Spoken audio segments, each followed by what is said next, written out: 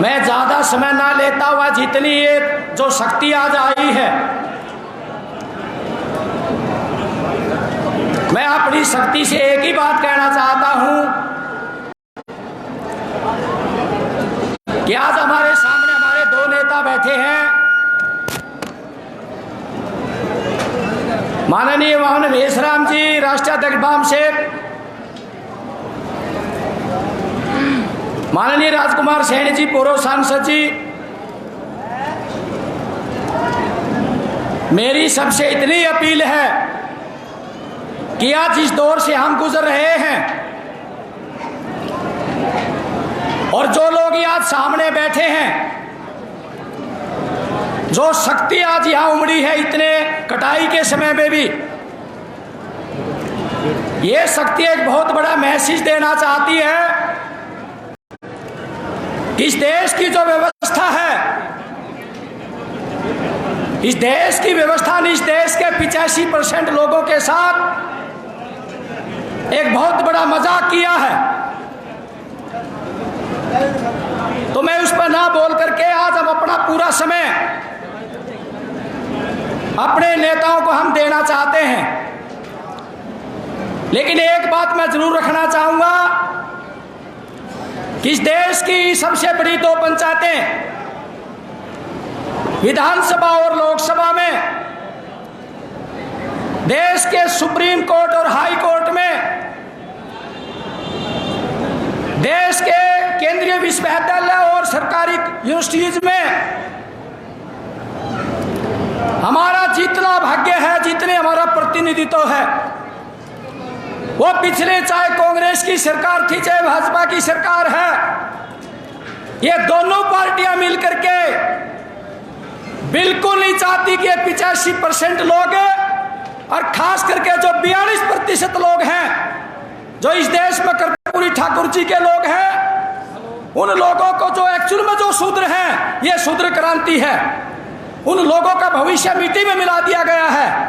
इसलिए हम चाहते हैं कि आगे का जो भविष्य हम अपने माननीय वामन मेश्राम जी के हाथों में देते हैं और कहते हैं कि हमें रास्ता बताइए, हम इस अंधेरी गुफा से निकलना चाहते हैं। सदियों से हमारे बच्चों को, हमारे दादा और परदादाओं को इन लोगों ने कभी भी आगे बढ़ने नहीं दिया, लेकिन अगली जो पीढ़ी हमारी नई पीढ़ी है, उस पीढ़ी को हम सम्मानजनक आप उसको जीवन देना चाहते हैं, दिशा देना चाहते हैं। हम इस समय माननीय मेश्राम जी और राजकुमार सैनी जी का हाथ पकड़ के आगे बढ़ना चाहते हैं कि हमने आपका हाथ पकड़ा है, जिधर भी लेके जाओगे हम आपके साथ जाएंगे, हम पीछे मुड़ के नहीं देखेंगे। यह भरोसा हम आपको देने के लिए आज आए हैं। मैं सबसे और उसके साथ जो साथी इस प्रोग्राम में लगे हुए थे, मैं नाम लूंगा तो बहुत ज्यादा हो जाएंगे। हमारे साथी 16 सितंबर से लगे थे। 16 सितंबर से आज का दिन यानी कि 11 जो आज की तारीख है, अगला जो चरण है वो हमारा सेकंड चरण चलेगा 21 फरवरी तक। तीसरा जो चरण चलेगा वो फिर 16 सितंबर तक चलेगा। हम इन वर्गों को जगाने के लिए ये पहला चरण था और मैं समझता हूँ आप जिसमें बहुत अच्छी तरह सफल हुआ। इसके लिए मैं सभी साथियों को, आयोजकों को और जो इसमें आए हैं, हमारे जितने साथी आए हैं, जितने वर्ग के लोग आए हैं, जितनी माताएं बहनें और जो आए हैं, सबका हम दिल से धन्यवाद करते हैं। जय भीम, जय भारत, जय मूल निवासी।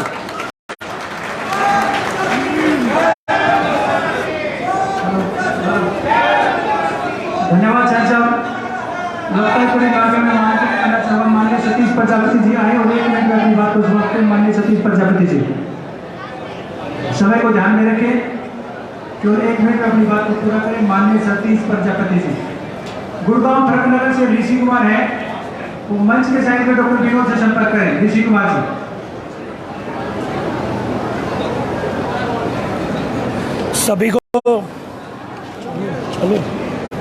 सभी को जय भीम, जय ज्योतिबा फुले, जय छोटराम जी, जय कर्पूरी ठाकुर जी। हमारे दिलों की धड़कन और करोड़ों लोगों की आवाज़ श्री वामन मेश्राम जी बामसेठ राष्ट्रीय अध्यक्ष और हमारे बीच में हरियाणा में देश की ताकतवर आवाज़ और वो आवाज़ जो आज पूरे देश के अंदर जो आवाज उठी थी, राजकुमार सैनी जी, पूर्व सांसद हरियाणा। तो मेरी तो एक आपसे छोटी सी अपील है, 1 मिनट नहीं, आधा मिनट। बाबा साहब ने, ज्योतिबा फुले जी ने, कर्पूरी ठाकुर जी ने, साहूजी महाराज ने, और जो क्रांतिकारी जो हमारी लड़ाई लड़ रहे हैं, इन्होंने एक सबसे बड़ा हथियार दे रखा है हमारे को। उस हथियार को यूज कर लो जो हवा में मुख्यमंत्री, मंत्री, प्रधानमंत्री जो आपके चरणों में आके जब वोट के टाइम आते हैं तब आपके पैरों में पड़ते हैं, आपके हाथ जोड़ते हैं। जब अपनी वोट की ताकत दिखा दो, उस टाइम उन भिखारियों को आप अपनी कीमती, अपना बच्चों का भविष्य आप फ्री में डाल देते हो, तो 5 साल ऐसे बेघर के नाम घूमते हो। यही हमारा सबसे बड़ा दुर्भाग्य है। तो बाबा साहब ने इतना बड़ा वोट का अधिकार एक दिया, वो सिर्फ आप लोगों के लिए दिया। साउथ ब्यूरो जब 1917 में आई थी तो गांधी जी ने मुलाकात की। गांधी जी ने मुलाकात करते हुए एक ही चीज कही थी कि यहाँ पर अधिकार वोट का देने की जरूरत नहीं है। तो जब साउथ ब्यूरो ने पूछा कि अधिकार क्यों नहीं है, उन्होंने कहा कि यहाँ पर जरूरत नहीं है तो 8वीं पास को अधिकार दो, जो प्रॉपर्टी टैक्स भरता हो उसको अधिकार दो, और इनकम टैक्स जो भरता हो उसको अधिकार दो। तो बाबा साहब को पता लगा, तो बाबा साहब ने साइमन कमीशन से मिले।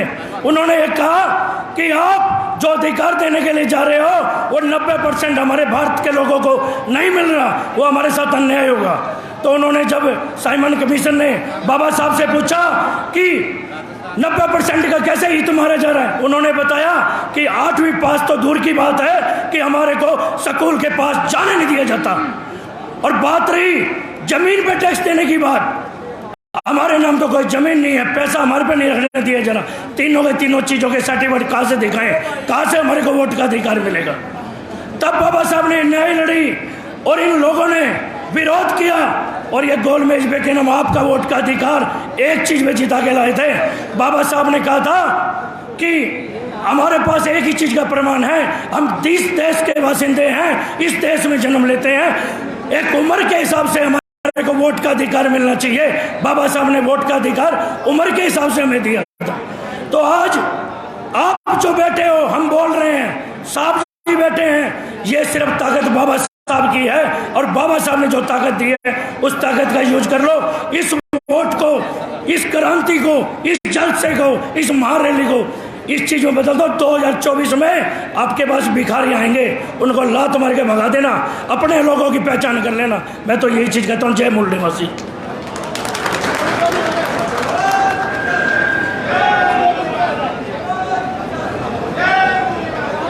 धन्यवाद सतीश जी।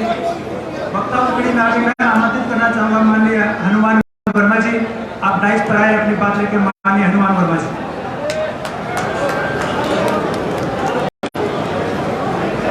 सभी को प्रणाम। आज इस सुधराज क्रांति रैली में पहुंचे हमारे अध्यक्ष महोदय वामन बेसराम जी, राजकुमार सैनी जी, मंच आसीन सभी साथीगण, मैं तो 2 बात कह के अपनी वाणी को विराम दूंगा। दोस्तों, अगर चाहते हो संविधान बचाना, अगर संविधान बचाओगे तो वामन मिश्रा जी के साथ लग जाओ, नहीं तो ये लोग संविधान को खत्म करके, बाबा साहब ने जो संविधान बनाया था उसको खत्म करके दूसरा कोई संविधान लाने का काम करेंगे। और दूसरी बात, जातीय जनगणना, जातीय जनगणना नहीं तो फिर वोट नहीं। मेरी बात को अगर आपको सही लगी तो हाथ उठा के इसका समर्थन करें। जातीय जनगणना नहीं तो वोट नहीं। दोस्तों, जो लोग एक बात कहते हैं कि हम ओबीसी के हैं, ये ओबीसी क्या है, यही सोचने की बात है। हमने एससी के लोगों को कभी अपना नहीं समझा, हमें ऊपर वालों से हाथ मिलाया। अब वामन मेश्राम जी से हाथ मिला लो और अपना भला हो जाएगा, इसमें कोई दो राय नहीं है। और जो मोदी एक बात कहता है कि मैं ओबीसी हूं, तो फिर भाई यो झूठा क्रीमी लेयर हमारे पे क्यों लगा दिया? अगर तू ओबीसी है, जिस दिन देश के जनगणना की बात थी उस दिन तूने यूं क्यों कहा कि हम जो है ना इसमें ओबीसी का कॉलम नहीं डालेंगे? हमारे तो 1 मिनट में सारी चीज आ जा, पर्ची भी आ जा। पर एक बात जरूर कहूंगा दोस्तों, आज जो आयोजक मेरे साथी है वो आज इस मंच से एक बात जरूर करके जाओ, जब ये दोनों हमारे नेता बोल रहे उसके बाद अगली रैली की डेट फिक्स करे इस हरियाणा प्रदेश में, इन लोगों को दिखा देंगे कि अब 85 एक हो चुका है। जय हिंद, जय भारत दोस्तों। धन्यवाद माननीय हनुमान वर्मा जी। आगे मैं आमंत्रित करना चाहूंगा माननीय राष्ट्रीय किसान दीनबंधु चौधरी छोटूराम विचार मंच के प्रदेश संयोजक डॉक्टर शमशेर सिंह मलिक जी। आप आए और समय को ध्यान में रखते हुए अपनी बात को रखें। दीनबंधु चौधरी छोटूराम विचार मंच के प्रदेश अध्यक्ष डॉक्टर शमशेर सिंह मलिक जी। आदरणीय हमारे मूल निवासियों के हीरो चौधरी वामन मेश्राम जी, पूर्व सांसद हमारे भाई राजकुमार सैनी जी, हनुमान वर्मा जी और स्टेज पर बैठे हुए सभी साथीगण और आए हुए सभी मेरे मूल निवासी दोस्तों, मैं तो सिर्फ एक ही बात कहना चाहूँगा आप लोगों को। इन लोगों ने हमारे को जो जाति पाति में बांट रखा है, ये लोग हमारे देश के नहीं हैं। आज अब ये लड़ाई इस देश के मूल निवासियों की और विदेशियों के बीच में होगी। विदेशी आप समझ गए होंगे, इस देश के अंदर ब्राह्मण विदेशी है और इसका डीएनए अपने से नहीं मिलता है। ब्राह्मण का डीएनए R1A1 है और हम मूल निवासियों का जो डीएनए है L3MN है। ब्राह्मण विदेशी है, ये डीएनए ने भी प्रूव कर दिया है और ये जो इनके महापुरुष थे उन्होंने भी प्रूव कर दिया है। आज ये ब्राह्मण हमारे को हक और अधिकार नहीं देना चाह रहा, क्योंकि हमने इनको देश सौंप दिया। ये हमारी सबसे बड़ी गलती है। मैं तो ज़्यादा ना कहते हुए मैं अपनी जाट बिरादरी की तरफ से आप भाइयों को आश्वासन दिलाना चाहता हूं, हम आपके बड़े भाई होने के नाते आपके जहां पर आपका पसीना पड़ेगा हम अपना खून बहाने के लिए तैयार होंगे। धन्यवाद। धन्यवाद मलिक साहब। साथियों, कीमत चुकाए बगैर परिवर्तन संभव नहीं है। 2 बच्चे समर चहल, दीपांशु शांगा, 10 रुपए में आज़ादी के तहत आपके बीच में एक बॉक्स आया था और ये जन आंदोलन निधि के रूप में इकट्ठा किया गया और इन दोनों बच्चों ने यहाँ पर उपस्थित हमारे साथियों से पैसा कलेक्ट करके 6,724 रुपया जन आंदोलन निधि के रूप में इकट्ठा किया गया है। मैं दोनों बच्चों को निवेदन करूँगा कि मंच पे आकर मेश्राम साहब को निधि सुपुर्द करें। दीपांशु शांगा और समर चहल।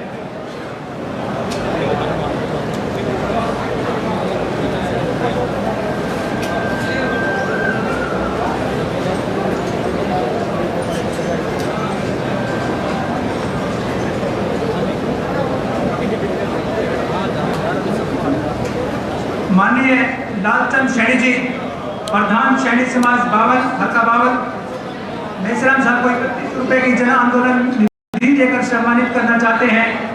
माननीय लालचंद सैनी जी, प्रधान सैनी समाज हल्का बावल, 3100 रुपए जन आंदोलन निधि देकर मेश्राम साहब को सम्मानित करना चाहते हैं।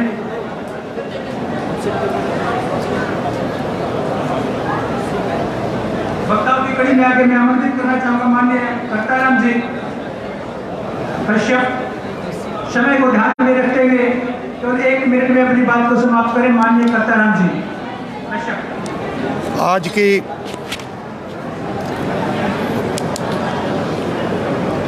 के इस महासम्मेलन के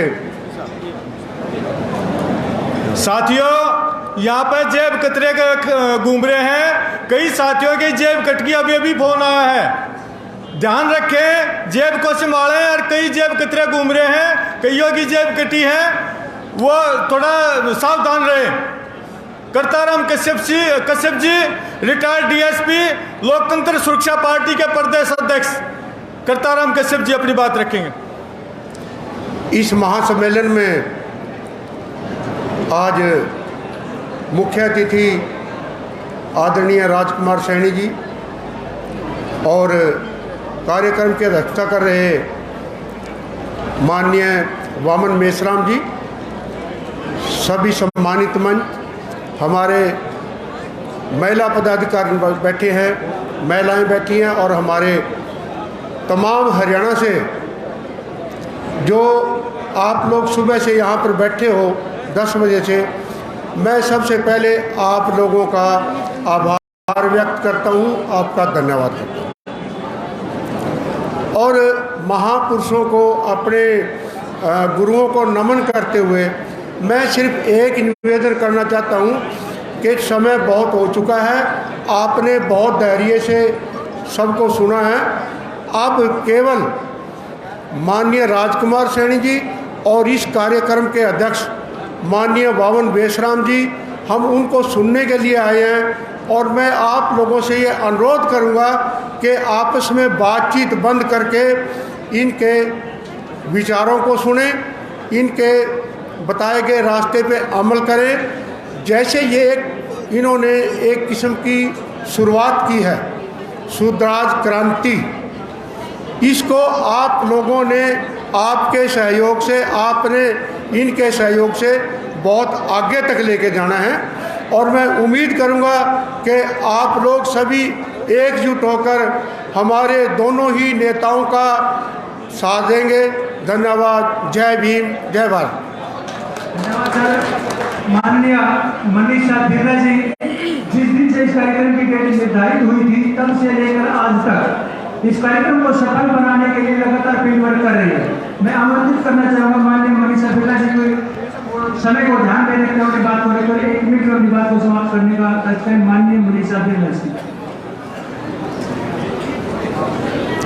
माननीय वामन मेश्राम जी और राजकुमार सैनी जी और तमाम लोग जो यहाँ पर इस सुधराज क्रांति रैली में आए हुए हैं, सभी को मेरा क्रांतिकारी जय भीम, जय संविधान, जय मूल निवासी।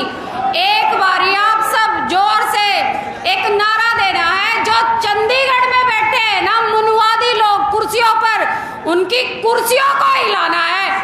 बाल 85, बाल 85। मैं कुछ नहीं बोलूंगी। मैं वामन मेश्राम जी और जो राजकुमार सैनी जी यहाँ पर आए हुए हैं, हम सब उन्हीं की बात को सुनने के लिए यहाँ पर इकट्ठा हुए हैं। और आप सभी को फिर से मैं तहे दिल से धन्यवाद करती हूँ कि आपने इस 85% की ताकत को दिखा दिया है आज। और 27 जून को एक ब्राह्मण मुनवादी ने एक भाषा बोली थी कि गोली से उड़ा देंगे जो रोहतक में आए। तो मैं उस फरसाधारी को एक बात बोलना चाहती हूँ कि अभी तो जड़ें हिली है, पर वक्त वो भी आएगा कि चोटी को कटवाकर हमारे बीच में बैठेंगे। आप सभी को मेरा जय भीम।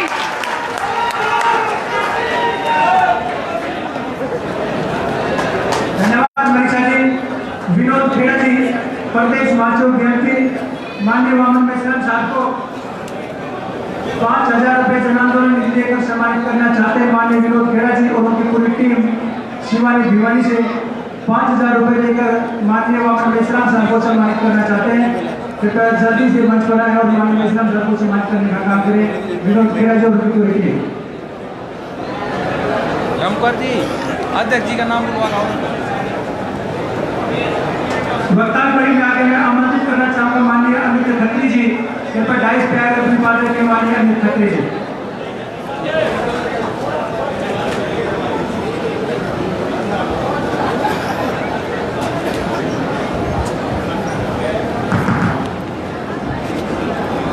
सर समय को थोड़ा ध्यान में रखते हुए अपनी बात को रखें। माननीय अमित खत्री जी। जय भीम,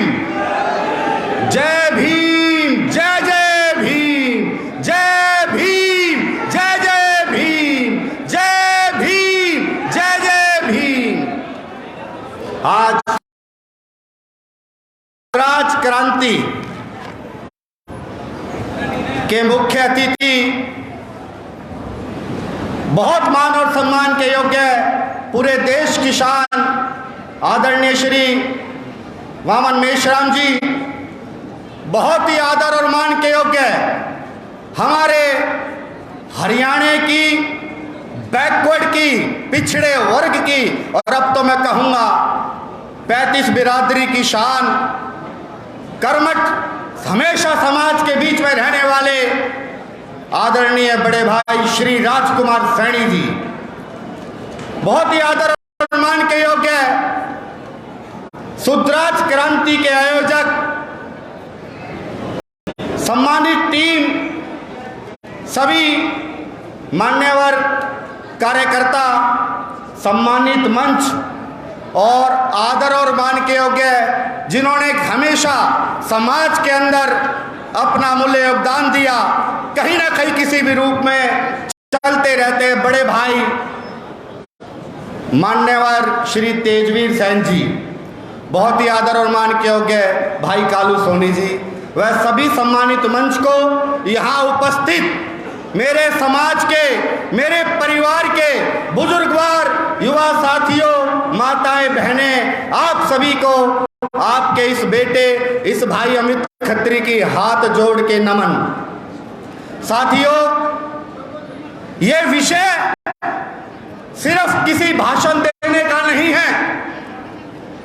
ये विषय, आज का जो विषय है, ये खाली मंच लगाना या आपको बोल सुनाना नहीं है। ये विषय है कि देश के अंदर आज जो हमारे साथ षड्यंत्र हो रहा है, उस षड्यंत्र को कैसे नेस्त नाबूद किया जाए और अपने हक और अपने अधिकारों की लड़ाई को कैसे जीता जाए।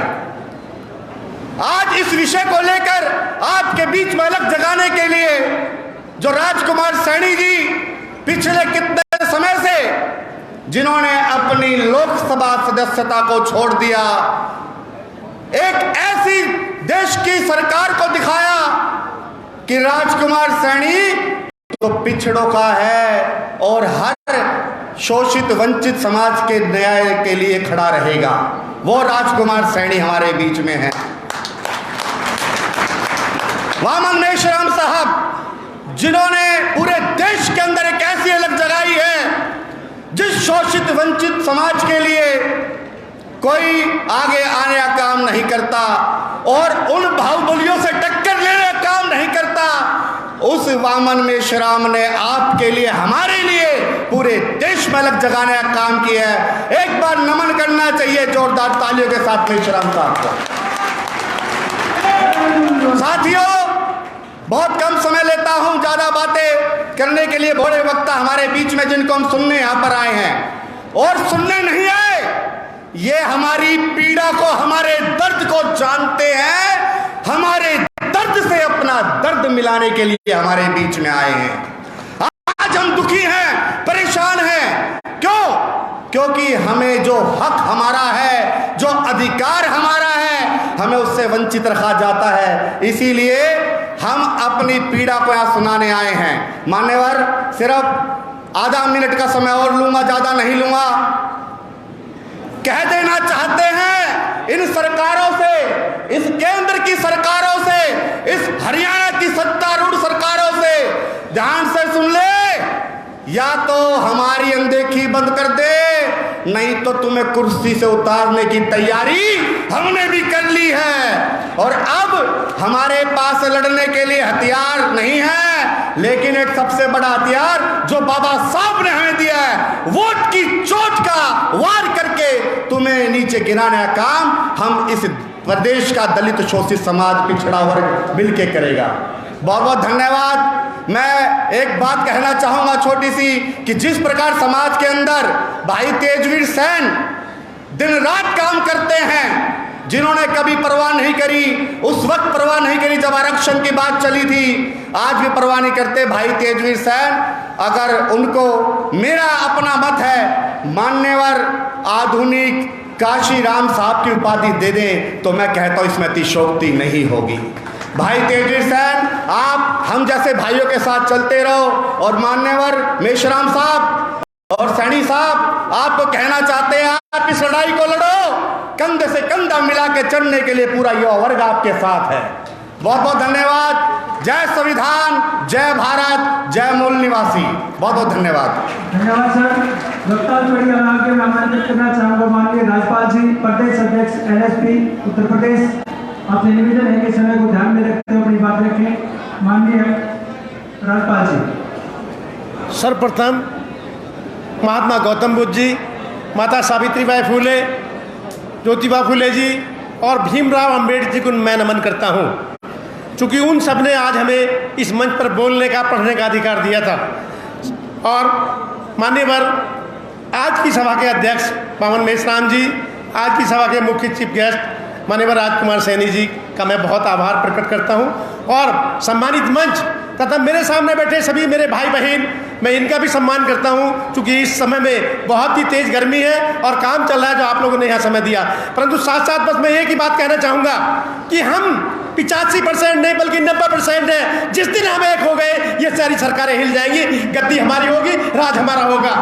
इस वोट की ताकत को समझिए, एक एक वोट की कितनी कीमत होती है। जिस टाइम प्रधानी का इलेक्शन होता है तो मैं वहाँ टेबल इंचार्ज रहा हूँ, मैं सेक्टर इंचार्ज रहा हूँ, और मैंने देखा कि एक वोट के ऊपर जब हार जीत होती है तो कहते हैं प्लीज एक बार और गिन लीजिए, प्लीज एक बार और गिन लीजिए। तो मेरा सबसे निवेदन है, एक एक वोट की बहुत कीमत है, इसे सोच समझ कर दीजिए और मनुवादी को तो बिल्कुल मत दीजिए। मेरा सबसे बस यही निवेदन है, एक हो जाइए, फिर सत्ता तुम्हारी होगी, सारे नियम तुम्हारे होंगे। जो ये नियम तुम पथों पे जा रहे हैं वो अलग हो जाएंगे, क्योंकि अब तो हमें शिक्षा से भी दूर किया जा रहा है। शिक्षा को इतना महंगा किया जा रहा है कि उसको नाक यूना पकड़ कर घुमाकर पकड़ी जा रही है। महंगी फीस हम दे नहीं पाएंगे, सरकारी स्कूल धीरे से बंद हो जाएंगे। तो बस ज्यादा ना कहते हुए मैं अपना समय बाकी जो दोनों महान विभूतियों को देता हूं। जय मूल निवासी, जय संविधान। धन्यवाद। धन्यवाद सर। साथियों, अभी आपके बीच में माननीय राजकुमार सैनी जी, पूर्व सांसद कुरुक्षेत्र को मैं आमंत्रित करना चाहूंगा तो डाइस पर आकर अपनी बात रखें। माननीय राजकुमार सैनी जी, पूर्व सांसद कुरुक्षेत्र। राजकुमार सैनी जिंदाबाद, जिंदाबाद जिंदाबाद, चौधरी राजकुमार सैनी जिंदाबाद, जिंदाबाद जिंदाबाद, लोकतंत्र सुरक्षा पार्टी जिंदाबाद, जिंदाबाद।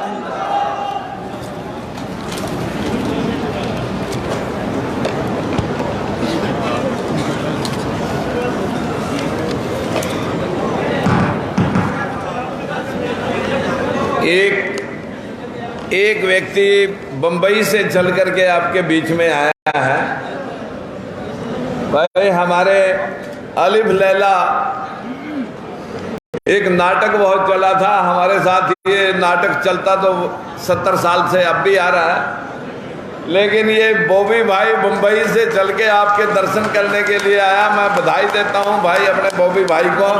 बॉबी कश्यप जी, दयाल सिंह कश्यप जी, ये हमारे करनाल जिला से हैं और बहुत ही बम्बई के अंदर आपको अच्छे अच्छे नाटकों में भूमिका लेते हैं। इनका धन्यवाद करते हैं हम आपकी तरफ से। बैठ जाओ मित्रों। मंचासीन सभी नेताओं ने जिन्होंने आज के इस प्रोग्राम को ऑर्गेनाइज करने के लिए जोर लगाया, जिसमें सबसे ज़्यादा अहम भूमिका जो पिछले 4 मास से लगभग आपके बीच में थे भाई तेजवीर सैन और भाई सुरेंद्र पांचाल जी, और हमारे सुरेंद्र पांचाल के साथ साथ हमारे गाड़ी में तेल भर के हर रोजाना फूकने वाले स्वामी जी, कृष्ण स्वामी जी, हनुमान प्रजापति जी और महेंद्र पंचाल जी, जो इस आज की इस प्रोग्राम के ऑर्गेनाइजर हैं। हकीकत में तो इन भाइयों ने बहुत मेहनत की है, सब लोगों को जोड़ करके आपके दर्शन कराने का भाई तेजवीर और इन्होंने सब ने प्रयास किया है।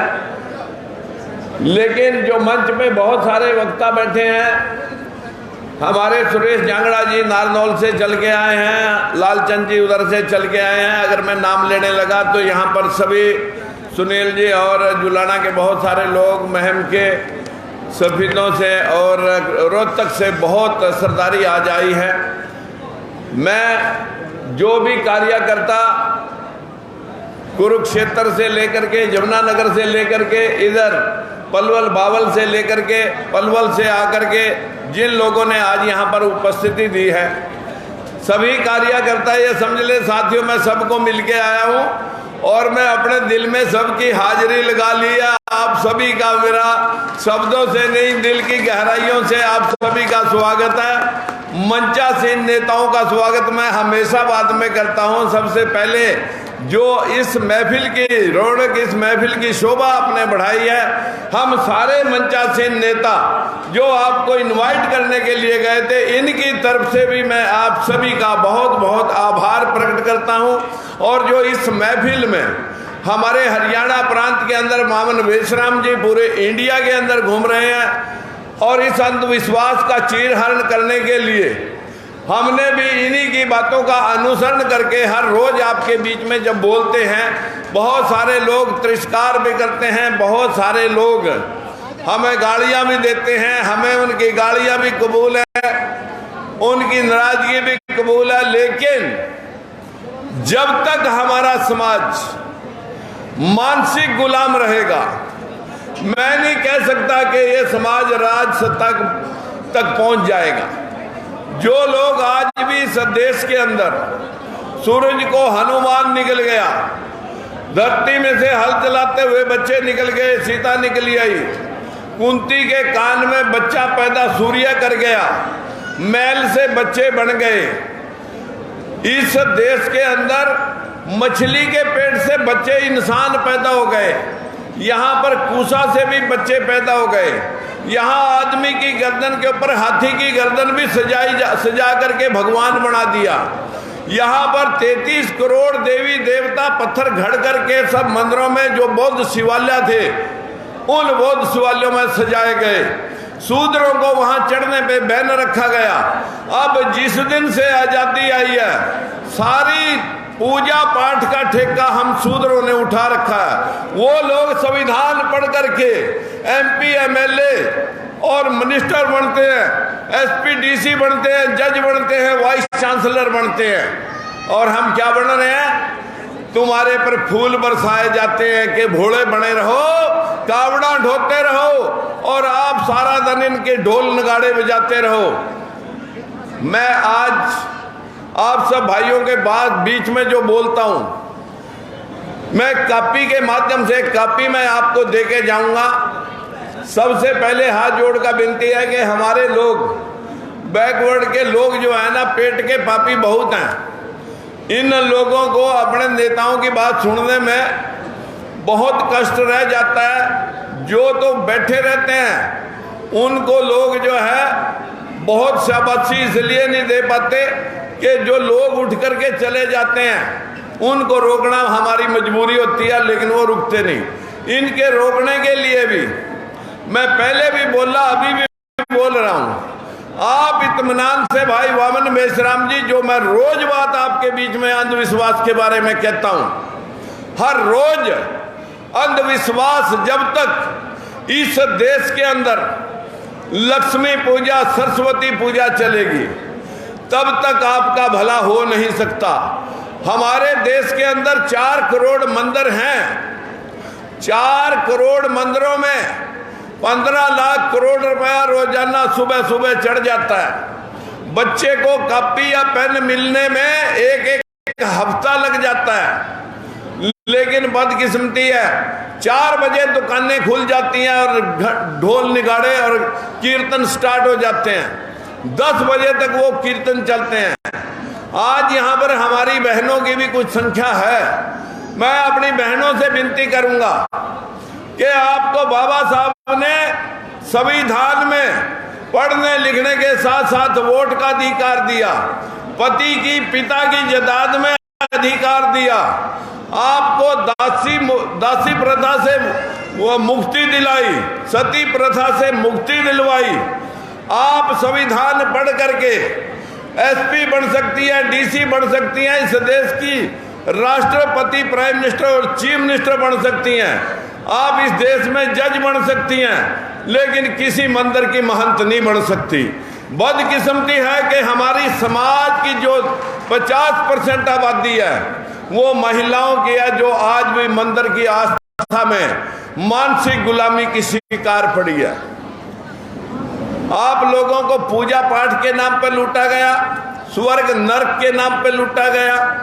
एक दिन मथुरा और वृंदावन के कुछ लोग, मैंने जब कहा रामायण महाभारत इस देश में हुई ही नहीं, हमारे देश की ललाई सिंह यादव की किताब को आप पढ़ लो, 19 सितंबर 1976 का फैसला पढ़ लो, और मेरे हाथ में ये पेपर है, ये मैं साथ में लेके आता हूँ। ललाई सिंह यादव की किताब पर जो फैसला आया कि इस देश में जो इतिहास था, महात्मा ज्योतिबा फूले, बाबा साहब भीमराव अंबेडकर या उनके इष्टों का, उनके भगवानों का या उनके प्रेरणा स्रोतों का, गौतम बुद्ध का, चंद्रगुप्त मौर्य, अशोक सम्राट का, उस इतिहास को मिटाने के लिए जब कलिंगा के युद्ध में अशोक सम्राट ने तलवार फेंक दी और युद्ध ना करने का संकल्प लिया, उसके बाद 7 राजा और हुए अशोक सम्राट की वंशावली में।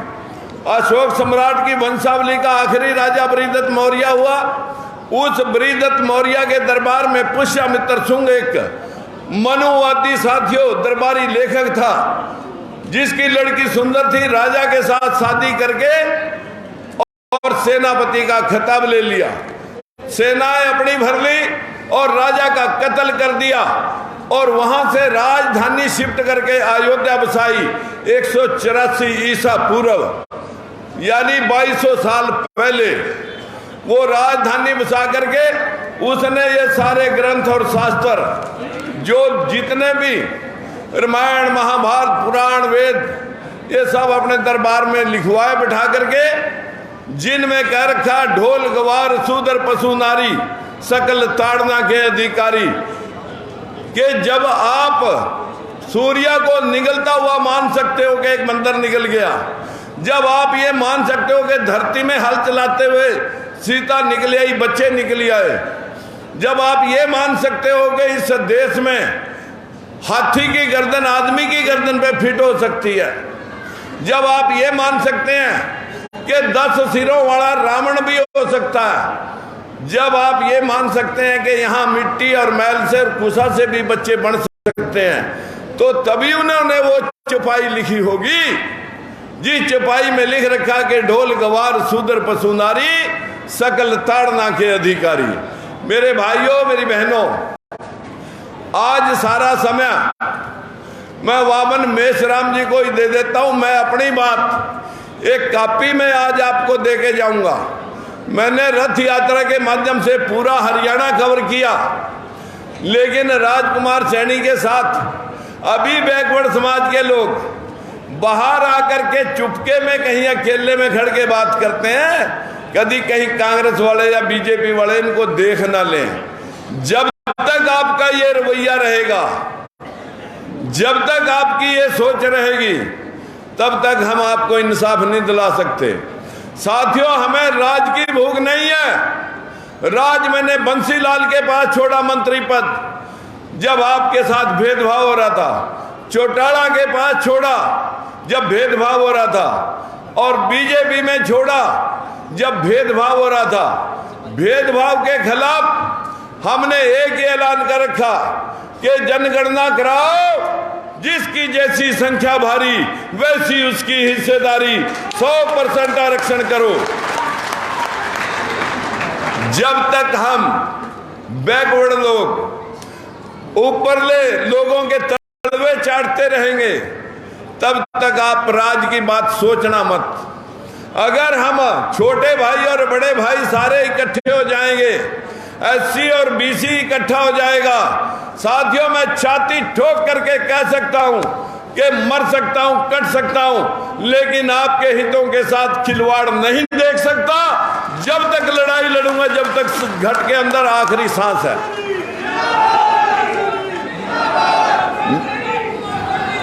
मित्रों, जोश के लिए होश चाहिएगा, साहस चाहिएगा, बहुत सारी बातें हैं कहने की, लेकिन आज पूरे अंधविश्वास का चीर हरण करने के लिए आज हमारे पास एक हेड मास्टर आया हुआ है।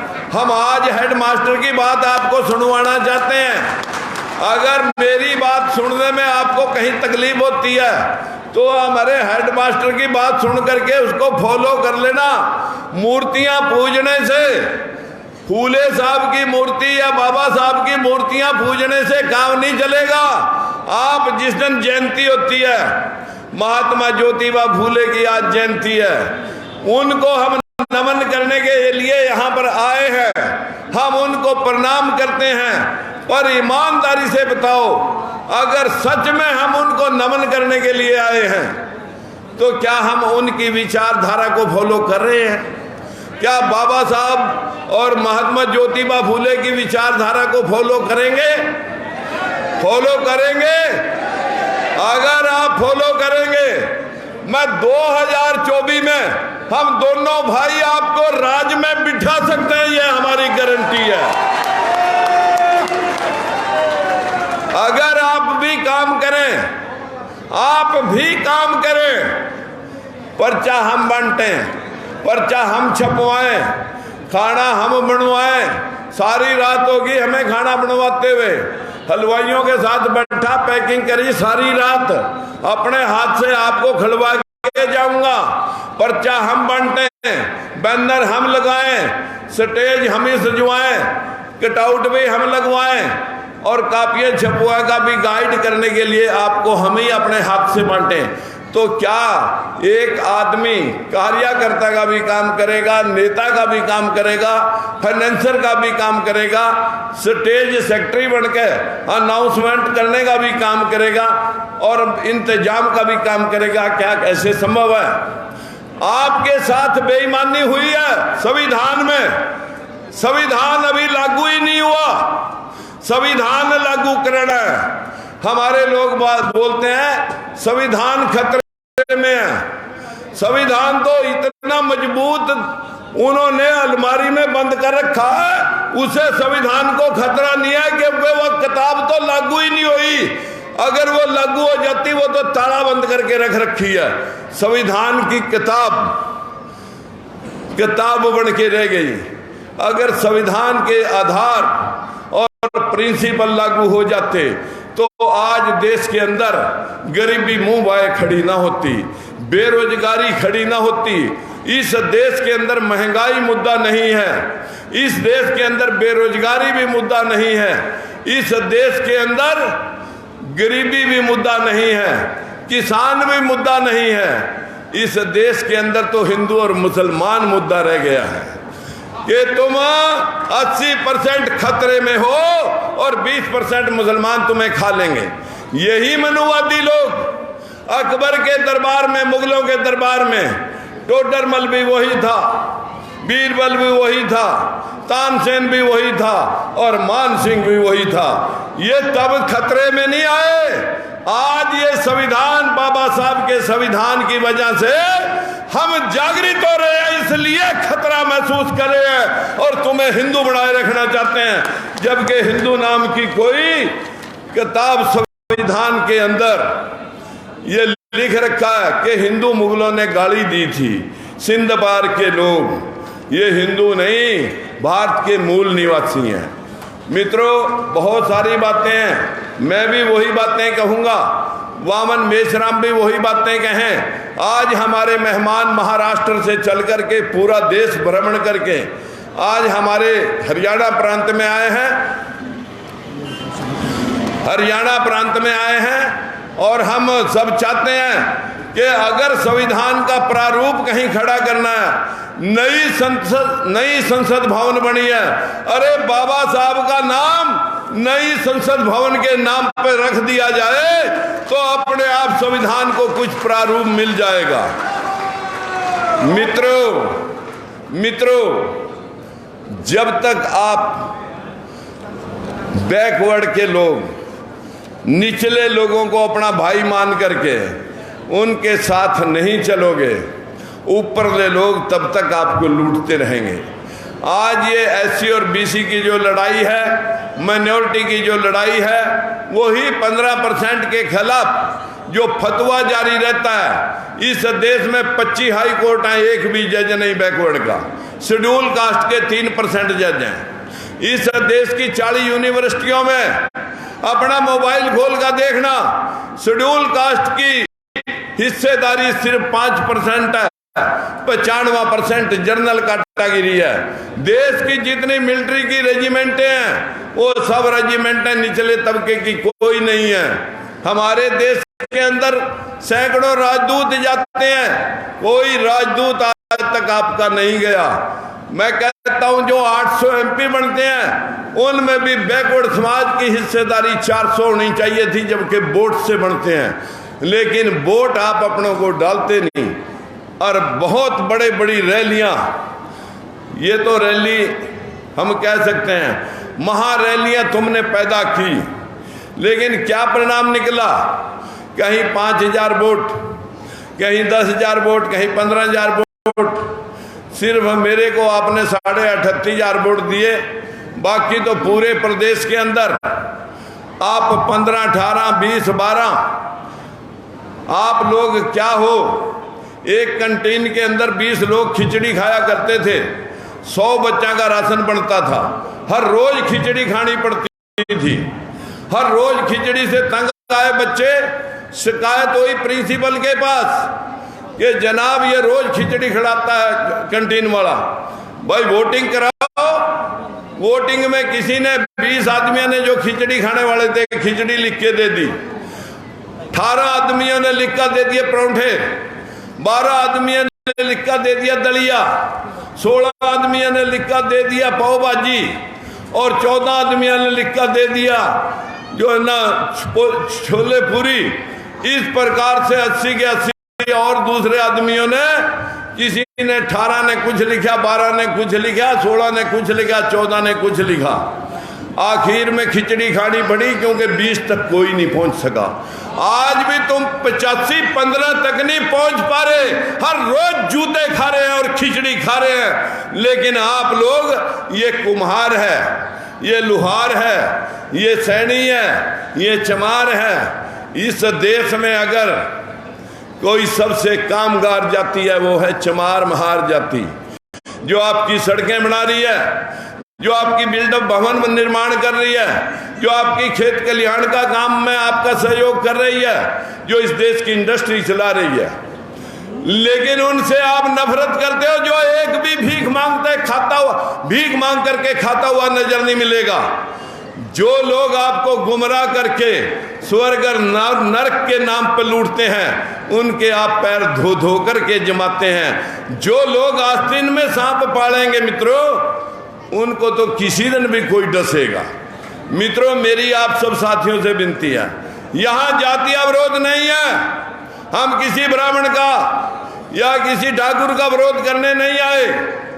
जो ठाकुर अपने खेत कल्याण का काम कर रहा है, जो ब्राह्मण कोई दुकानदारी का काम कर रहा है, वो साथियों राष्ट्र का निर्माण कर रहा है। लेकिन जो व्यक्ति राज सत्ता के माध्यम से निचले तबके को रौंद रहा है या पूजा पाठ के नाम पर ठग रहा है, साथियों उसका विरोध तब तक करेंगे जब तक आप जागृत नहीं हो जाते।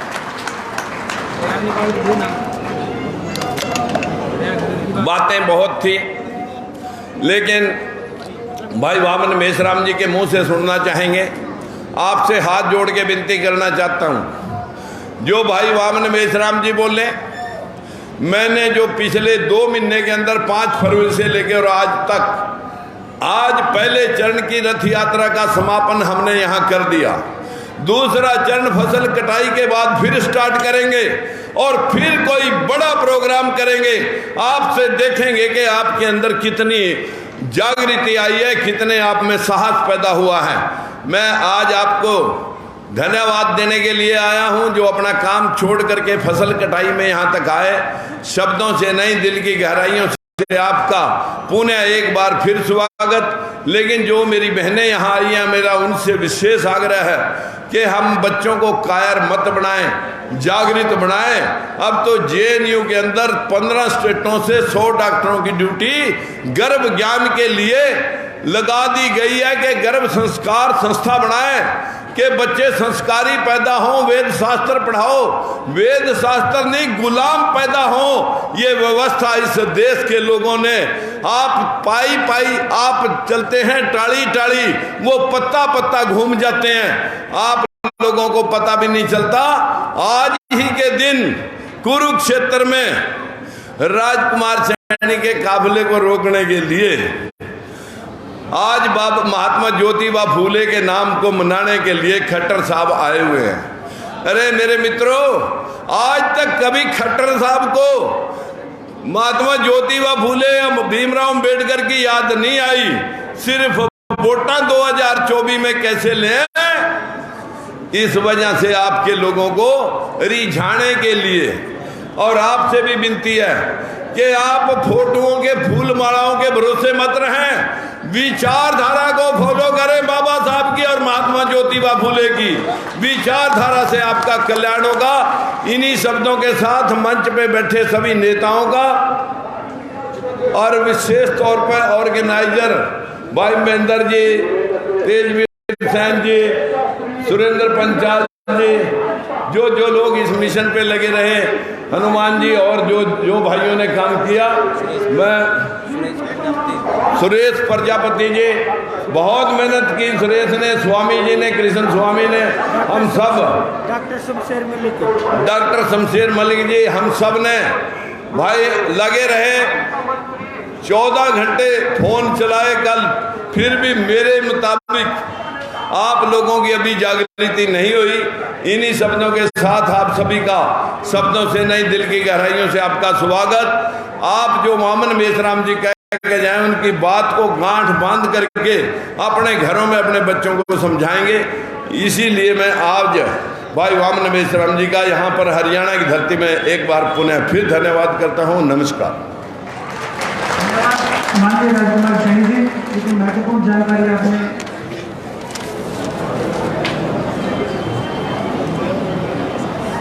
गांव मिश्री से अम्बेडकर गांव समिति के साथ 1100 रुपए जन आंदोलन निधि में इस्लाम साहब को देकर सम्मानित करना चाहते हैं।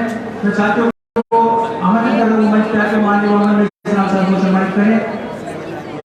जिन साथियों ने माननीय वामन इस्लाम साहब को जन आंदोलन निधि सुपुर्द करनी है, वो इधर आकर अपना नाम नोट करवा दें, क्योंकि अभी जिस महान शख्सियत को सुनने के लिए आप लोग बेचैन हैं, जो पूरे देश भर में अंतर्राष्ट्रीय स्तर पे इस बहुजन समाज को ब्राह्मणों की गुलामी से आजाद करवाने का बेड़ा जिन महापुरुषों ने उठाया हुआ है, माननीय वामन मेश्राम साहब पूरे देश भर के अंदर बहुजन समाज को जगाकर ब्राह्मणों की गुलामी से आजाद करवाने में दिन रात मेहनत कर रहे हैं। आप सभी साथियों को उनका साथ सहयोग करने की आवश्यकता है। अभी मैं आमंत्रित करना चाहूँगा माननीय वामन मेश्राम साहब, मूल निवासी नायक, जो बहुजनों की आज़ादी के लिए दिन रात मेहनत कर रहे हैं। आज के कार्यक्रम की अध्यक्षता करने के लिए माननीय वामन मेश्राम साहब पहुंचे हैं। मैं आमंत्रित करना चाहूँगा डाइस पर माननीय वामन मेश्राम साहब को, वो आए अपनी बात है कि माननीय वामन मेश्राम साहब।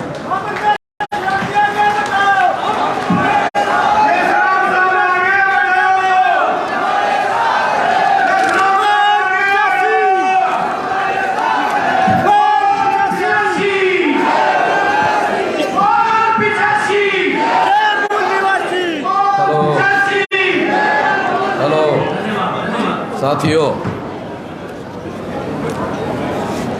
आज 11 अप्रैल 2023 चबूतरा 24वीं मुहिम रोहतक, इस तारीख को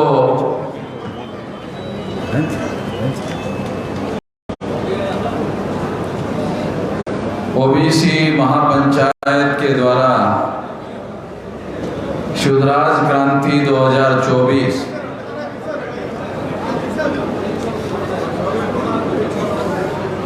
सम्राट अशोका की जयंती का भी आप लोगों ने यहाँ पंपलेट में उल्लेख किया हुआ है। साथियों, हरियाणा में हम लोग बरसों से संगठन शक्ति निर्माण करने का कार्य कर रहे हैं।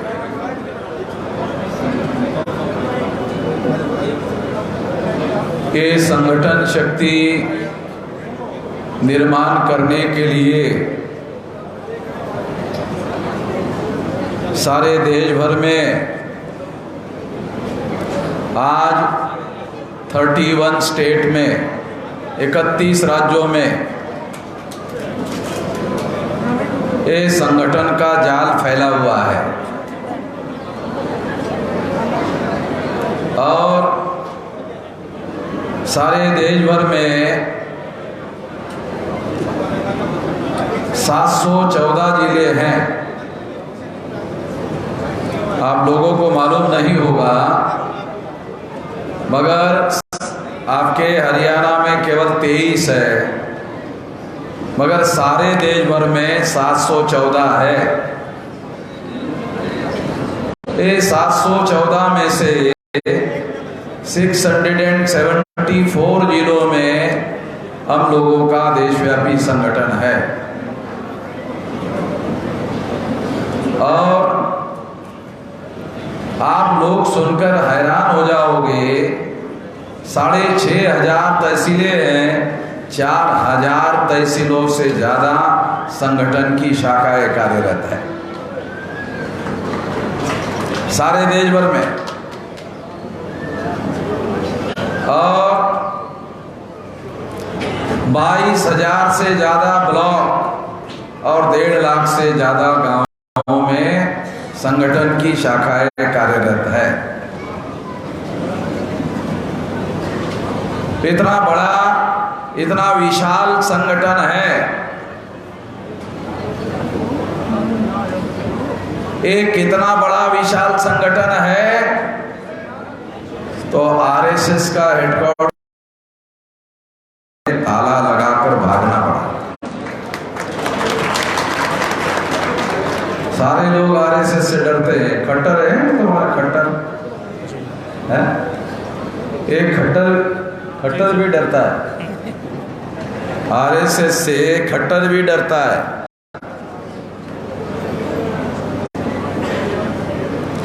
तो खट्टर डरता है आरएसएस से और आरएसएस डरता है मोहम्मद मेश्राम से। तो आप अंदाजा लगाओ। साथियों, ये जो बात मैं आप लोगों को बता रहा हूं संगठन शक्ति की, मेरी उम्र 18 साल 3-4 साल की रही होगी, 3-4 महीने की रही होगी, 18 साल 3-4 महीने, तब से ये काम कर रहा। आज मेरी उम्र 66 साल चल रही। 58 साल में आदमी रिटायर्ड हो जाता है। पता नहीं हरियाणा में कितने साल में होता है, 58 में होता है। और जब सरकार उसको रिटायर्ड कर देती है तो वो अपने से कहता है कि मैं टायर्ड भी हो गया। सरकार ने रिटायर्ड कर दिया और मैं टायर्ड हो गया हूं, अब मैं समाज का कुछ करने लायक नहीं रहा हूं। मेरी उम्र 66 साल है, लगभग 48 साल हो गए। ये आंदोलन को सारे देश भर में खड़ा करने के लिए जिंदगी के इतने साल लगाए। बहुत सारे लोग इतने उम्र के भी नहीं होंगे 48 साल के। यहाँ ऐसे बहुत सारे लोग होंगे जिनकी उम्र भी 48 साल नहीं होगी। तो 66 साल की अभी मेरी उम्र चल रही है। मैं अभी रिटायर्ड नहीं हुआ हूँ, टायर्ड भी नहीं हुआ हूँ, जंगे मैदान में अभी हूँ। ये जो जंगे मैदान है देश का, उसमें जो लड़ाई चल रही है गैर बराबरी को खत्म करने की और देश में बराबरी स्थापित करने की जो लड़ाई चल रही है, वो जो जंग चल रही है, उस जंग के मैदान में मैं हूं। तो इसलिए ये बात मैं आप लोगों को बताना चाहता हूं कि ये जंग है क्या। इस देश में आप लोग सुनकर और हैरान हो जाओगे, हमारे पुरखों का साम्राज्य था, राज था, मौर्य साम्राज्य। पता नहीं आप लोगों को पता है या नहीं है। ये मौर्य साम्राज्य हमारे पुरखों के द्वारा स्थापित किया हुआ राज्य था और वो अफगानिस्तान तक था। मौर्य काल का नक्शा भारत का देख लो, जो नया भारत का नक्शा है वो तो ब्राह्मणों ने तोड़ दिया, भारत पाकिस्तान बनाकर उसके टुकड़े किए। मगर भारत का नक्शा हमारे पुरखों के द्वारा अफगानिस्तान तक उसकी सीमाएं थी। अफगानिस्तान तक की भूमि एक भारतवर्ष का हिस्सा थी। ये देख लो, नक्शा देख लो हमारे पुरखों का। और सम्राट बृहदत्त मौर्य, आखिरी सम्राट, जिसकी हत्या पुष्यमित्र शुंग नाम के ब्राह्मण ने की। ध्यान रखो, नाम बता रहा हूं। पुष्यमित्र शुंग नाम के ब्राह्मण ने सम्राट बृहदत्त मौर्य उसकी हत्या की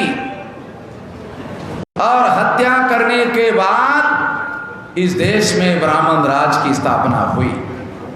ये ध्यान रखो।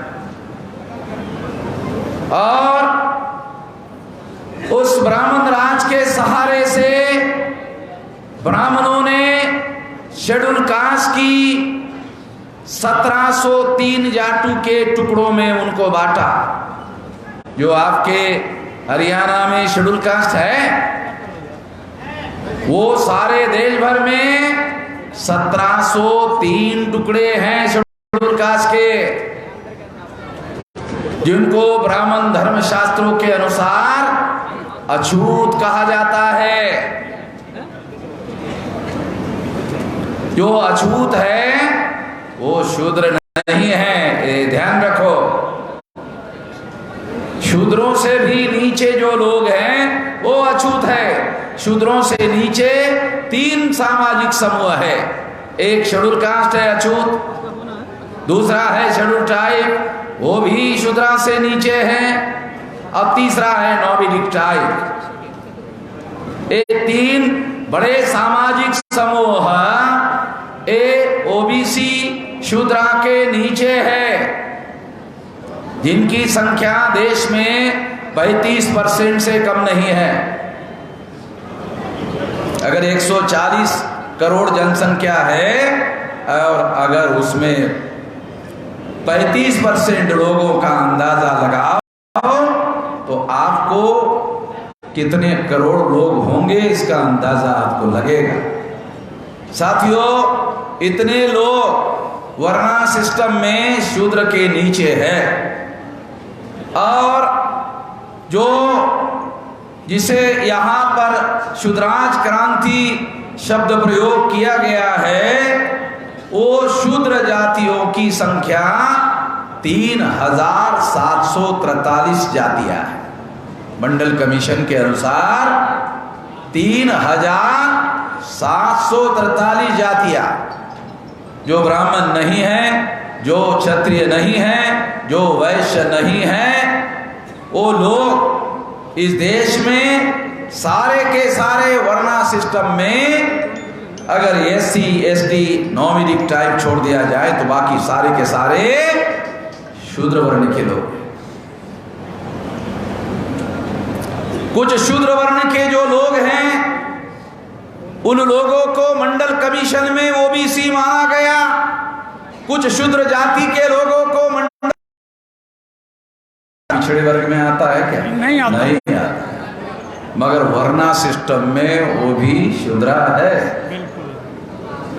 लाहौर हाई कोर्ट का फैसला है 1936 का। और सबसे बड़ा तो समाजशास्त्र का फैसला है। ब्राह्मण लोग कहा करते थे बातचीत के क्रम में जाट बुट। जाट बुट इसका क्या मतलब है? जाट बूट के बराबर है, ऐसा कहते थे। ये तो भारत के संविधान निर्माता बाबा साहब आम्बेडकर ने एक का वोट सब लोगों को दिया, उसके बाद बहुत सारा बदलाव आया। ये जानना, ये समझना बहुत जरूरी है। इसके लिए पहले तो मैं आप लोगों को ये जानकारी दे रहा हूं कि जो वर्णा सिस्टम में जो शूद्र वर्ण के लोग हैं, ये त्रैवर्णिक लोगों की सेवा करने के लिए बनाया गया वर्ण है। मगर अभी जो दूसरा वर्ण है क्षत्रिय वर्ण है, और क्षत्रिय वर्ण के लोग यहाँ स्टेज पर आए थे, ये उन्होंने मुझे पगड़ी पहना है राजस्थान से आए। अभी आपने देखा ये क्षत्रिय वर्ण के लोग राजस्थान से आए थे, ये उन्होंने पगड़ी पहना है। क्यों है मालूम? भारत में जब ब्राह्मण नहीं आए थे, विदेश में थे, विदेश से जब भारत में आए तो यहाँ जो प्रजा थी वो प्रजा नाग लोग थे। नाग लोग, ये नाग लोगों का साम्राज्य था। ये जो मौर्य साम्राज्य है, ये नाग लोगों का साम्राज्य था। नवल वियोगी का नाम सुना होगा, ये आपके इलाके का है। Naval Viyogi deputy director survey of India का, आर्कियोलॉजिकल सर्वे ऑफ इंडिया का नवल वियोगी, उसने लिखा Nagas the ancient ruler of India. ये जो मौर्य थे ये नाग लोग थे। नाग लोगों ने इस देश में साम्राज्य स्थापित किया था। नाग इसके सबसे ज्यादा महान लोग थे। ये नाग लोगों की 6247 जाति के टुकड़ों में ब्राह्मणों ने टुकड़े किए। शेड्यूल कास्ट की 1703, आदिवासियों के 801 और पिछड़े वर्ग की 3743। तो 6247 जाति के टुकड़े ए नाग लोगों के टुकड़े किए। इस देश में हम सब लोग जिसे शूद्र कहा गया वो नाग लोग है। आप लोगों को, हर जाति के लोगों को अपने जाति का गर्व होता है। जाति का गर्व गुलामी का गर्व है। मूर्खता का त्याग करना होगा। क्या कोई ये बात बता सकता है कि हमारे बाप ने, दादा ने, परदादा ने, लकड़दादा ने जातियां निर्माण की? कोई नहीं बता सकता। बल्कि जो दस्तावेज उपलब्ध हैं उसके अनुसार ब्राह्मणों ने जातियां बनाई। ब्राह्मणों के धर्मशास्त्रों में इसके दस्तावेजी प्रमाण है। यदि आप मनुस्मृति पढ़ लो तो जातियां कैसे निर्माण हुई उसके सबूत आपको मिले।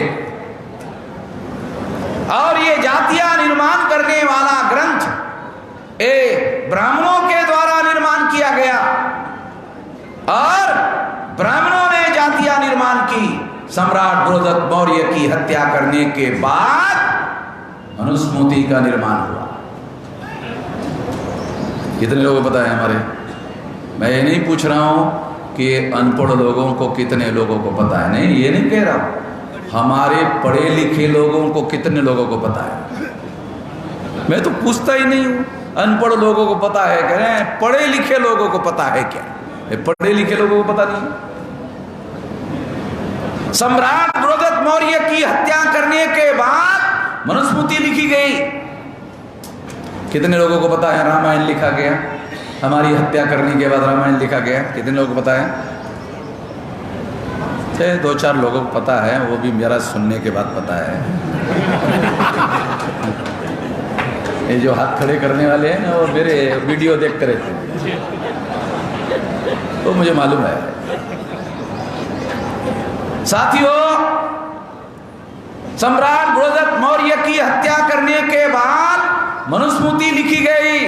सम्राट बृहदत्त मौर्य की हत्या करने के बाद रामायण लिखी गई। आप लोग सुनकर हैरान हो जाओगे। बुद्ध के प्रवचन में, ध्यान रखो, बुद्ध के प्रवचन में जातक कथा का संदर्भ आता है। बुद्ध के प्रवचन में जातक कथा का संदर्भ आता है। उसमें एक जातक कथा है, दशरथ जातक कथा। उस दशरथ जातक कथा में बोधिसत्व राम हैं।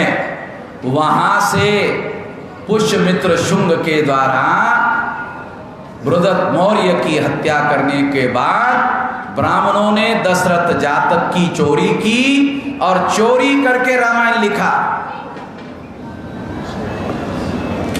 अरे आप लोगों को क्या पता होगा, मैं ब्राह्मणों को चुनौती देता हूं। ब्राह्मण लोग मैं जो कह रहा हूं उसे गलत साबित कर दे। आपको क्या पता है? आप लोगों को क्या पता है? मैं तो उन पंडितों को जो दावा करते हैं कि वो पंडित है, जिनको कोई समझ ही नहीं है, उनको चुनौती देने का क्या मतलब है? तो पंडित बोलते ना अपने आप को, बहुत अक्ल है, बोलते ना वो लोग। उनको चुनौती देकर कह रहा हूं कि तुम्हारे पुरखों ने दशरथ जातक की चोरी करके रामायण लिखा। चुनौती देकर कह रहा, ये रामायण चौर्य कर्म है। किसी की औकात है और किसी को लगता है कि मैंने गलत बोला तो मेरे साथ बहस करने के लिए आ जाए। और मैं अपने लोगों को बहस करने के लिए चुनौती नहीं दे रहा हूं, ब्राह्मणों को दे रहा हूं, वो आ जाए। पहली बात आपको बोल रहा हूं, ठीक है? एक जातक कथा, दशरथ जातक कथा की चोरी करके सम्राट बृहदत्त मौर्य की हत्या करने के बाद, पुष्यमित्र शुंग नाम के ब्राह्मण के द्वारा हत्या करने के बाद रामायण लिखी गई। दशरथ जातक की चोरी करके रामायण लिखी गई। हो गया? रामायण छोटी है, महाभारत बड़ा है। रामायण छोटी है, महाभारत बड़ा है। तो ब्राह्मणों ने 31 जातकों की चोरी करके महाभारत लिखा। 31 जातकों की चोरी करके महाभारत लिखा। महाचोरी, ये महाभारत नहीं है, ये महाचोरी है। और ये चोरी छोटे मोटे चोरों ने नहीं की, बड़े बड़े चोरों ने की, जिनके नाम बड़े आदर सत्कार से आप लेते रहते हैं। हमारे लोग बड़े आदर सत्कार से लेते रहते हैं। उनके पिछवाड़े पे लात मारने के लिए लिखा उन लोगों ने, हमारे लोगों के। तो ये जो चोर कर्म उन्होंने लिखा, चोरी करके, ये धर्म ग्रंथ के नाम पर हमारे लोगों के मन मस्तिष्क में थोपा। ये ब्राह्मणवाद का प्रचार करने के लिए लिखे गए धर्म ग्रंथ है, ऐसा बाबा साहब आम्बेडकर ने लिख के रखा हुआ है। बाबा साहब आम्बेडकर ने ये लिख कर रखा। आज तक बाबा साहब आम्बेडकर ने जो सवाल उठाए, किसी सवाल का ब्राह्मणों ने जवाब नहीं दिया। किसी सवाल का ब्राह्मण जवाब नहीं दे पाए। साथियों, मैं आपको ये बात समझाना चाहता हूं कि ये सारे धर्म ग्रंथ, जिसे ब्राह्मण लोग धर्म ग्रंथ कहते हैं, महाभारत में लड़ाई है, महाभारत में मारकाट है, रामायण में खून खराबा है, महाभारत में खून खराबा है, भाइयों और भाइयों में ही लड़ाई है? बिल्कुल। उसको धर्म ग्रंथ का एक भाई दूसरे भाई को मार रिया है। अब हरियाणा की भाषा में बोला जाए, एक भाई दूसरे भाई को मार रिया है ना, हरियाणा की भाषा। तो वो धर्म ग्रंथ बनाकर आपके दिमाग पर थोपा, और ये थोपने के पीछे जो बुद्ध के द्वारा जो विचारधारा उन्होंने प्रचार में लाई थी, उसे खत्म करने का षड्यंत्र था। बुद्ध का आंदोलन, बुद्ध की क्रांति, जिसे आप शूद्रा क्रांति कहते हो, अरे बुद्धा के बाद इस देश में शूद्रा क्रांति हुई। चंद्रगुप्त मौर्य और सम्राट अशोक मौर्य, इन लोगों ने जो क्रांति की, ये बुद्धा के विचार के वजह से क्रांति की, इसकी वजह से क्रांति हुई। और हमारे समाज में राजा नहीं सम्राट हो गए। कितने लोगों को पता है सम्राट का क्या मतलब है? कितने लोगों को पता है सम्राट का क्या मतलब है? हजारों राजाओं को मिलाकर एक सम्राट होता है। ये भी हमारे लोगों को पता है नहीं। तो सम्राट हमारे पुरखों के द्वारा, हमारी महापुरुषों की विचारधारा के द्वारा ये शूद्रा नाम की क्रांति हुई, और उसकी बदौलत एंशियंट इंडिया में, प्राचीन भारत में ये क्रांति हुई, जिसे आप शूद्राज क्रांति कहते हो। जिस विचारधारा के बदौलत ये क्रांति हुई, उस विचारधारा को खत्म करने के लिए रामायण और महाभारत लिखी गई, जिसे आप अपने सर पर महान पवित्र धर्म ग्रंथ समझकर सर पर रखते हो। अरे तुम्हारे सत्यानाश के लिए लिखा गया।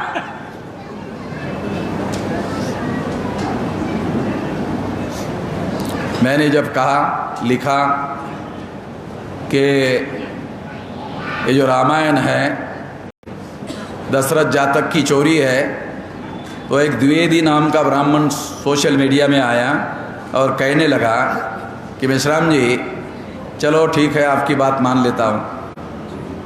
मानता नहीं है ब्राह्मण, मगर कहा चलो मान लेता हूँ। तो जो अभी राम है, कम से कम उस राम को तो मानो। चलो आपकी बात मैं मान लेता हूँ कि हमने दशरथ जातक से राम की चोरी की, रामायण लिखी, तो अब तो आप राम को मानो।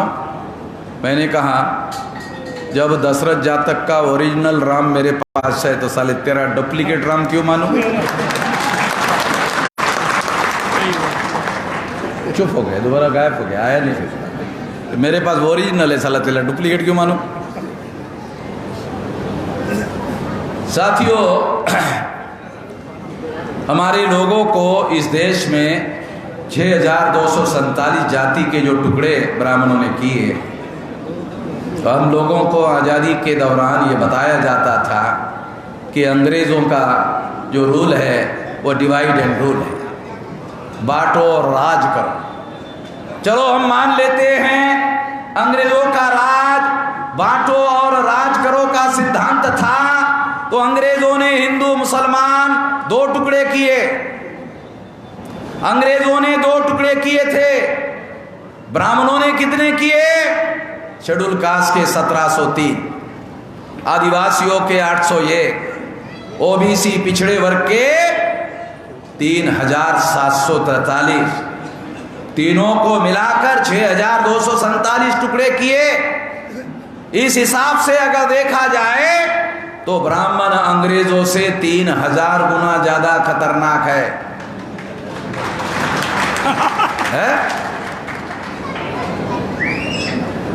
किसी ने मुझे कहा कि कोई हरियाणा का कोई एक ब्राह्मण था, उसने आपको आने के लिए मना किया था। मैं ब्राह्मणों पर ज़्यादातर दया करता हूँ, मैं उनके बातों को ज़्यादा यदि महत्व नहीं देता, क्योंकि वो दया के पात्र लोग हैं, ज़्यादा संख्या में नहीं है। और इस देश के 85% लोगों के दया पर इस देश में वो निवास कररत है और उनके जान को कोई अभी तक खतरा नहीं है। वो हमारी दया की वजह से। अगर हमारे लोग दया करना छोड़ दे तो चटनी, हमारे लोग नाश्ते में चटनी करके खाते ना, 85% उतना भी हिस्सा नहीं आएगा। तो इसलिए हमारे लोग दया कर रहे हैं, उसके बदौलत वो इस देश में रह रहे हैं। लोग आस्था रखेंगे इनमें। हाँ, वही साथियों, ये जो 3000 गुना ब्राह्मण ज्यादा खतरनाक है, आप लोग उसको पवित्र मानते हैं। मैं आपको एक और महत्वपूर्ण सिद्धांत बताना चाहता हूं। आप धार्मिक विमर्श बंद कर दो, सामाजिक विमर्श शुरू कर दो। अगर आप वर्ण व्यवस्था की चर्चा करोगे, जाति व्यवस्था की चर्चा करोगे, अस्पृश्यता की चर्चा करोगे, आदिवासियों के सेग्रीगेशन की चर्चा करोगे, महिलाओं के दास्ता की चर्चा करोगे, शूद्रत्व पिछड़े वर्ग पर थोपा गया इसकी चर्चा करोगे, घुमंतु जातियों को बहिष्कृत किया गया इसकी चर्चा करोगे, जागरण फैलेगा, जागरण फैलेगा। धार्मिक विमर्श करोगे तो ब्राह्मण कहेगा ये लोग धर्म विरोधी है।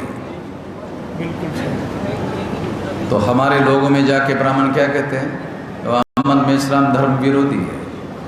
तो हमारे लोग जांच पड़ताल किए बगैर मान लेते हैं कि वामन मेश्राम धर्म विरोधी है। जांच पड़ताल भी नहीं करते क्योंकि उनको ये मालूम ही नहीं सकता जांच पड़ताल करने नाम का कोई सिद्धांत है। कोई भी बात जांच पड़ताल करने के बाद मानना चाहिए, जांच पड़ताल करने के बाद स्वीकार करना चाहिए। आप डॉक्टर के पास जाते हो, आपको पूछने के पहले इंजेक्शन लगाता है क्या? मतलब मर जाएगा। मतलब दवा ना खाने से जीवित था, अगर पूछे बगैर दवा लगा दिया तो दवा से मर जाएगा। तो छानबीन करने के बाद बात माननी चाहिए या नहीं माननी चाहिए, ये हमारे पुरखों के द्वारा बताया हुआ सिद्धांत है, ब्राह्मणों का सिद्धांत है। मानो, ब्राह्मणों ने कह दिया जानने की जरूरत नहीं है। ब्राह्मण कहता है अरे ब्राह्मण ने बोल दिया मान लो। बुद्ध ने कहा जानो, मानो नहीं, जान लो। ज्ञान की बात है, समझदारी की बात है। जब ये सिद्धांत हम लोग स्वीकार कर लेंगे तो कोई ताकत नहीं है जो हम लोगों को आगे बढ़ने से रोक लगा दे। हम लोगों को क्या करना है? 6247 जाति के लोगों को, 6247 जाति के टुकड़ों को जगाओ कि ये जाति तुम्हारे बाप दादा के द्वारा बनाई हुई जाति नहीं है, ये ब्राह्मणों के द्वारा बनाई हुई जाति है। जाति का गर्व करने से तुम टुकड़ों टुकड़ों का गर्व करोगे और जाति का गर्व करते रहोगे। 6247 टुकड़े बने रहेंगे, जाति का गर्व छोड़ दो। एक इंसान, मान लो शेड्यूल कास्ट का व्यक्ति अपनी लड़की ओबीसी के घर में ब्याह देता है, या ओबीसी का व्यक्ति अपनी लड़की शेड्यूल कास्ट के घर में ब्याह देता है। ब्याहने के बाद जानवर पैदा होता है? जानवर पैदा होता है? इंसान ही पैदा होता है ना। तो इंसानों और इंसानों में ये विभाजन पैदा करने वाली जो जातियां है, ये जातियां ब्राह्मणों ने हमारे अंदर टुकड़े पैदा करने के लिए पैदा की ताकि हम कभी इकट्ठा ना हो सके। अगर हम इकट्ठा हो जाएंगे तो नाग लोगों की तरह हमारा दोबारा इस देश में साम्राज्य स्थापित होगा। तो आपको जाति को आज से गौण मानना शुरू करो। जाति को आज से गौण यानी सेकेंडरी महत्व देने का। अपने आप को कहो कि हम मूल निवासी है और मूल निवासियों में हमारा वंश है नाग लोग है, ए नाग लोग है, ए मार्शल लोग हैं, लड़ाकू लोग हैं। मिलिट्री में हमारे लोगों की रेजिमेंट है, मैं जी जाति का हूं ना, वो रेजिमेंट है। भारत में हमारे रेजिमेंट ने अंग्रेजों को जीत हासिल करवाई। वर्ल्ड वार में भी मेरे जाति के लोग वर्ल्ड वार में भी वहां गए थे, वर्ल्ड वार में भी जीत हासिल करवाई। तो हमारे जो पुरखे हैं वो सारे नाग लोगों के साथ अपने आप को जोड़ो। नाग लोगों के साथ जोड़ने से क्या होगा? आपके अंदर जो हीनता की भावना है कि हम कमजोर हैं, खत्म हो जाएगी। आप बोलते हो आपके अंदर मानसिक कमजोरी है, मानसिक कमजोरी है, मानसिक कमजोरी कहते हो, कोई भी ये नहीं बताता ये कमजोरी दूर कैसे होगी। कमजोरी दूर करने का तरीका अपने महापुरखों को, चंद्रगुप्त मौर्य को, नाग को अपना पुरखा घोषित करो। अरे नागों को अपना पुरखा घोषित करोगे, एक कमजोर मानसिकता खत्म हो जाएगी। तुम्हारे पुरखों ने मौर्य साम्राज्य स्थापित किया था, तो तुम छोटे लोग नहीं हो। ऐसी भावना दिमाग में लाओ,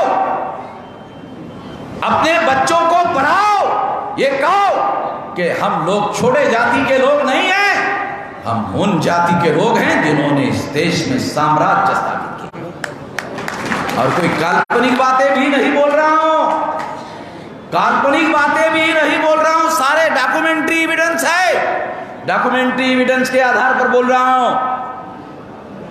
और इसलिए अगर आप ऐसा करते हो तो निश्चित रूप से आपकी मानसिक कमजोरी खत्म हो जाएगी और आप आगे बढ़ सकते हो। कुछ लोगों ने कहा अरे साल में एक आध बार बड़ा कार्यक्रम आप लोग करते हो, फिर 2 साल गायब हो जाते हो, पता नहीं चलता। हरियाणा में दिसंबर 23 तक ऐसे 11 बड़े कार्यक्रम लेंगे। 11 तारीख को दूंगा। हमारे तमाम बामसेब के जो लोग हैं और जो बैकवर्ड क्लासेस के लोग जो छोटे छोटे संगठन चला रहे हैं, उन लोगों के साथ मिलकर हरियाणा में 23 जिले हैं, 2 जिलों को मिलाकर ऐसे बड़े कार्यक्रम करेंगे। सारे हरियाणा में 11 कार्यक्रम,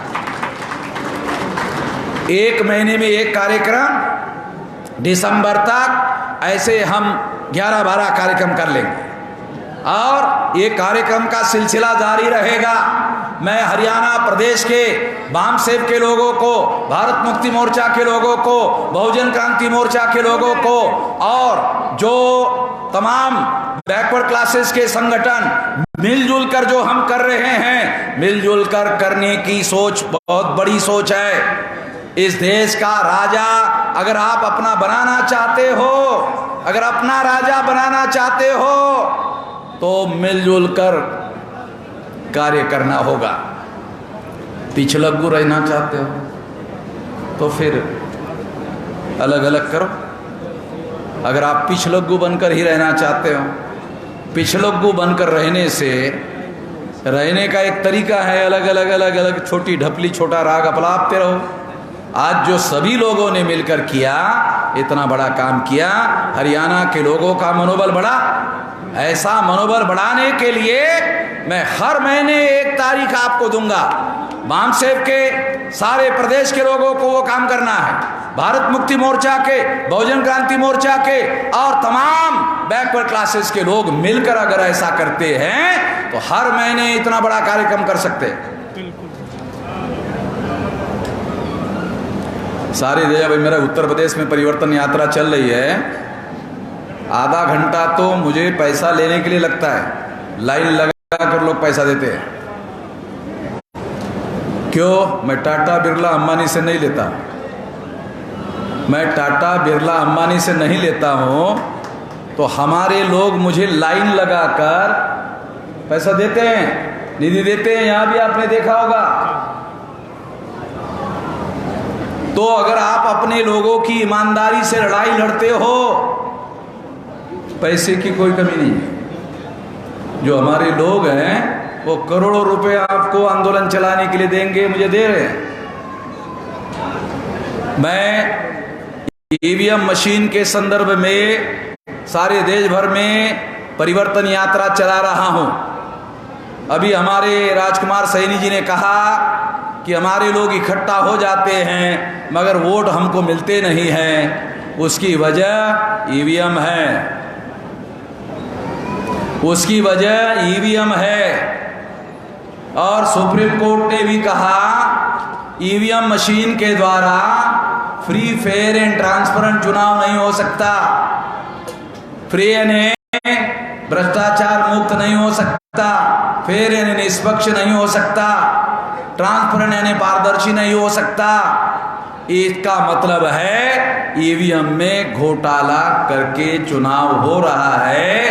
अरे 8 अक्टूबर 2013 को सुप्रीम कोर्ट ने यह निर्णय दिया। अखबार वालों ने यह खबर आप तक इसीलिए पहुंचने नहीं दी ताकि ये घोटाला उजागर ना हो।